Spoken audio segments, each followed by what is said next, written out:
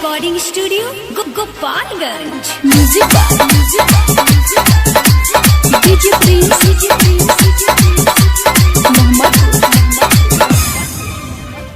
कहेलू बाबा अब होई का होई मानी लो बात तारा होई का होई।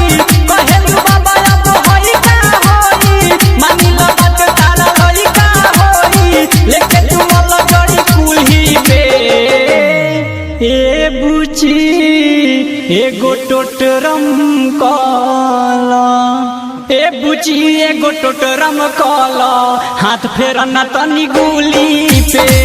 ए बुची एगो टोटरम काला हाथ फेरना तनी गुली पे। कहेलू बाबा अब होई का होई मानी लो बात तारा होई का होई।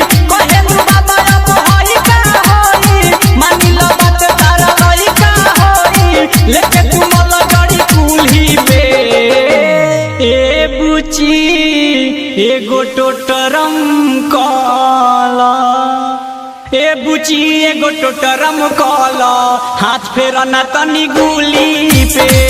ए बुची एगो टोटरम काला हाथ फेरना तनी गुली पे।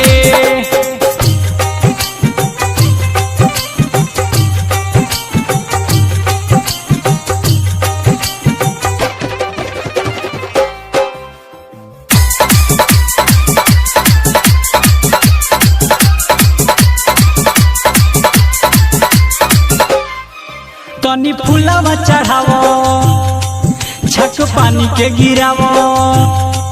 तनी फूलवा चढ़ावो छक पानी के गिरावो। मैं अच्छा तो मिला के बुचिया कहतानी जवन कल तनी आगा से भला जनी एने ओने देखो बुचिया। उठे ना दे हम दरदिया तनी को छापे ना पड़ी हरदिया तनी को। उठे ना दे हम दरदिया तनी को छापे ना पड़ी हरदिया तनी को। लेके टूटी करेनु मूली पे ए बुची एगो टोटरम काला ए बुची एगो टोटरम काला हाथ फेरना तनी गुली पे। ए बुची एगो टोटरम काला हाथ फेरना तनी गुली पे।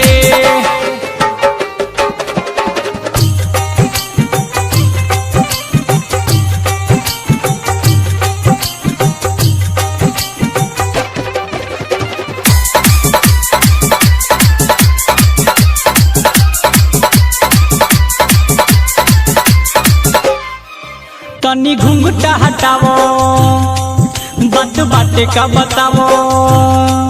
तनी घुंघटा हटावो बात बाटे का बतावो। दूर होई परेशानी बुचिया आवो देह कर टाइट हम ना पी तोहार हाइट। चलो सुध कोई जाऊ कुटिया राइटर हरे राम सोनू भी आई है।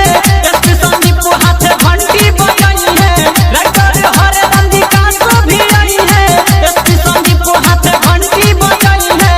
आज ये बरहम बाबा खुली के ए बुची एगो टोटरम काला ए बुची एगो टोटरम काला हाथ फेरना तनी गुली पे। ए बुची एगो टोटरम काला हाथ फेरना तनी गुली पे। अरे ये बात तनी जल्दी करो ध्यान को बैठी के टाइम हो गइल बा।